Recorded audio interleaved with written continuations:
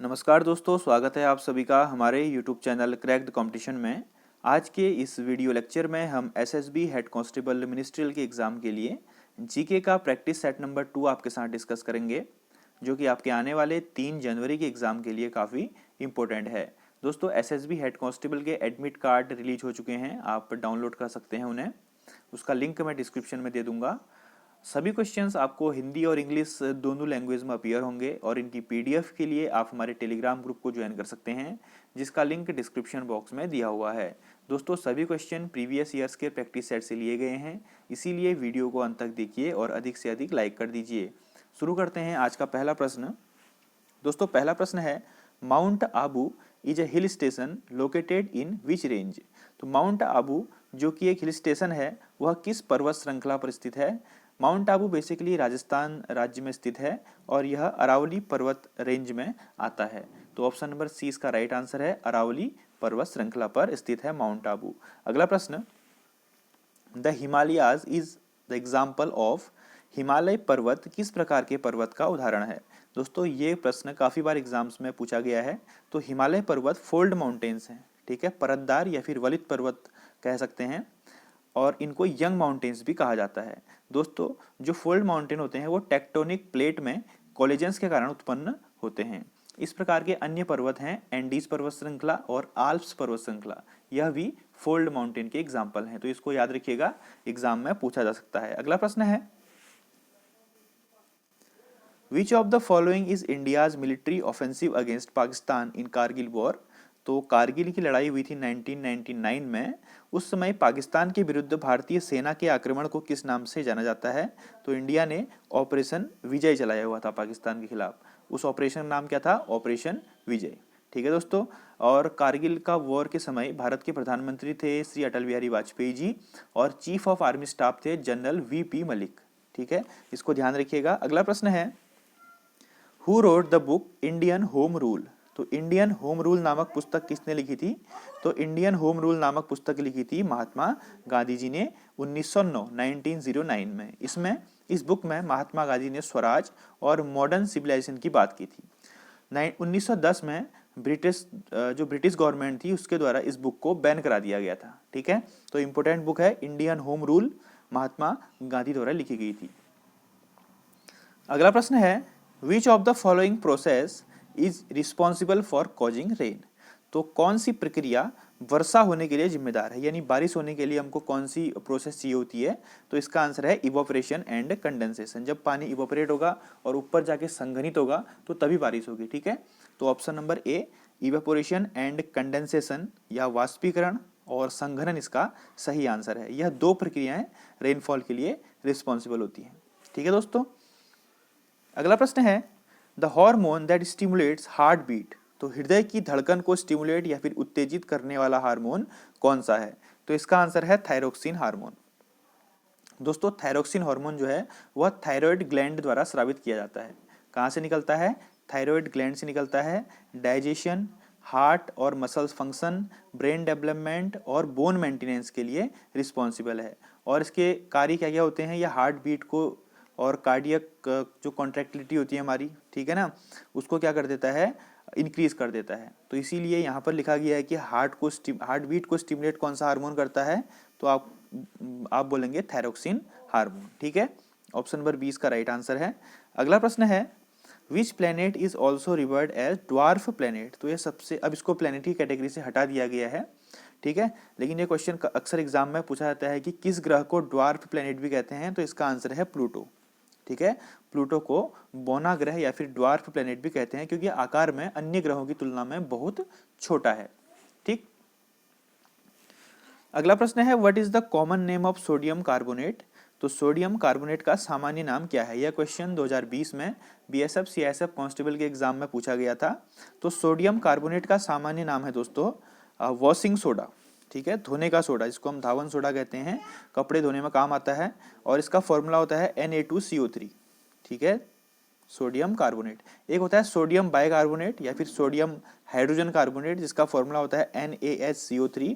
इसे बोला जाता है बेकिंग सोडा या फिर खाने का सोडा। ठीक है, इन दोनों में बिल्कुल कंफ्यूज मत करना, ये क्वेश्चन काफी बार एग्जाम में पूछा जाता है। तो इसका आंसर है option number 2 washing soda. Is the common name of sodium bicarbonate. ठीक है, अगला प्रश्न है what causes mad cow disease in kettles. तो मवेशिया जो कैटल्स होते हैं दोस्तों, उनमें मैड काउ डिजीज होती है जो कि एक फैटल ब्रेन डिजीज है, ये ह्यूमंस में भी हो सकती है। तो ये किस कारण होती है? तो कंटामिनेटेड मीट और हड्डी युक्त भोजन करने पर जो कैटल्स होते हैं उनमें मैड काउ डिजीज हो जाती है। ठीक है, ऑप्शन नंबर डी इसका राइट आंसर है। अगर ये क्वेश्चन एग्जाम में पूछा जाता है तो आप इसको जरूर कीजिएगा। नेक्स्ट है Andhra Pradesh has a coastline on. तो आंध्र प्रदेश की तटीय सीमा किससे जुड़ी हुई है? तो दोस्तों आंध्र प्रदेश की तटीय सीमा जो है वो बे ऑफ बंगाल या फिर बंगाल की खाड़ी से जुड़ी हुई है। ठीक है, ऑप्शन नंबर ए इसका राइट आंसर है, Bay of Bengal. Earthquake produce which types of waves before the main shock waves which alert some animals। तो दोस्तों जब भूकंप जो है आता है तो उससे पहले जो है एनिमल्स को कौन सी वेव सुनाई देती है जिससे वो अलर्ट हो जाते हैं? तो आपने देखा होगा जैसे कि जो एनिमल्स होते हैं वो भूकंप आने से पहले कुछ अजीब टाइप की एक्टिविटी करने लगते हैं। तो उनको कौन सी तरंगें सुनाई देती हैं? इंफ्रारेड साउंड्स या अपश्रव्य तरंगें। ठीक है, जो भूकंप होता है वो मेन शॉक से पहले अपश्रव्य तरंगें संचारित करता है जिससे कि जो एनिमल्स होते हैं वो अलर्ट हो जाते हैं। तो इसका आंसर क्या हो जाएगा? ऑप्शन नंबर डी, इंफ्रासाउंड या फिर अपश्रव्य तरंगें। इसको एक इंपॉर्टेंट क्वेश्चन है, इसको मार्क कर लीजिए। अगला है बांग्लादेश में गंगा नदी को क्या कहा जाता है? How is the Ganga river called in Bangladesh. तो बांग्लादेश में जो गंगा रिवर जाती है बांग्लादेश में उसको पद्मा कहा जाता है दोस्तों। ठीक है, ये क्वेश्चन बेसिक सा है लेकिन एग्जाम में पूछा जाता है। तो बांग्लादेश में गंगा नदी को पद्मा के नाम से जाना जाता है। नेक्स्ट, निम्नलिखित में से किसने इलेक्ट्रॉन की खोज की? Who among the following discovered electron.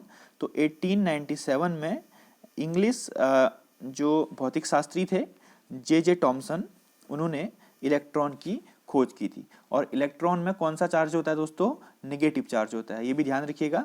अगला है एंजाइम इज फंडामेंटली। तो बेसिकली एंजाइम क्या होते हैं?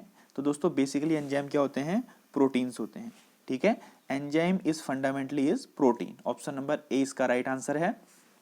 ये क्वेश्चन काफी बार एग्जाम्स में पूछा गया है, इसीलिए मैंने इसमें इंक्लूड किया हुआ है। नेक्स्ट है in which of the following state is the Guru Shikhar peak located. तो गुरु शिखर चोटी जो है वो किस राज्य में स्थित है? दोस्तों गुरु शिखर चोटी जो है वो अरावली रेंज की सबसे हाईएस्ट पीक है। ठीक है, जो अरावली पर्वत श्रृंखला है उसकी सबसे ऊंची चोटी है गुरु शिखर पीक, जिसका एलिवेशन है 1772 मीटर, यानी कि 1772 मीटर ऊंची है और यह राजस्थान राज्य में स्थित है।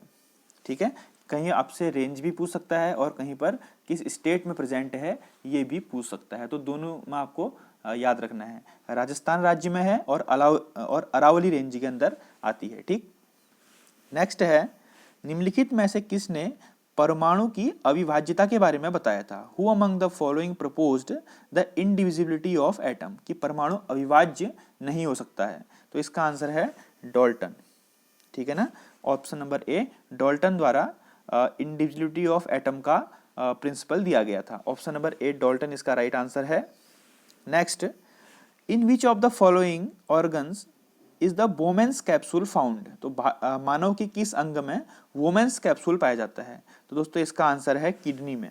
ठीक है, वोमेन्स कैप्सूल जो होता है दोस्तों वह नेफ्रॉन में प्रेजेंट होता है। और नेफ्रॉन क्या होती है? एक फंडामेंटल यूनिट होती है किडनी की। इसका कार्य क्या होता है? ब्लड फिल्ट्रेशन में हेल्प करना और एक्सक्रीशन में हेल्प करना। तो ऑप्शन नंबर 20 का राइट आंसर है, वोमेन्स कैप्सूल जो है वो किडनी का एक हिस्सा है, गुर्दे का हिस्सा है। ठीक, अगला है beta carotene is converted into by the body. तो शरीर के द्वारा बीटा कैरोटीन को किस में कन्वर्ट कर दिया जाता है? ये मोस्ट इंपोर्टेंट क्वेश्चन है, रेलवे के एग्जाम्स में काफी बार पूछा गया है।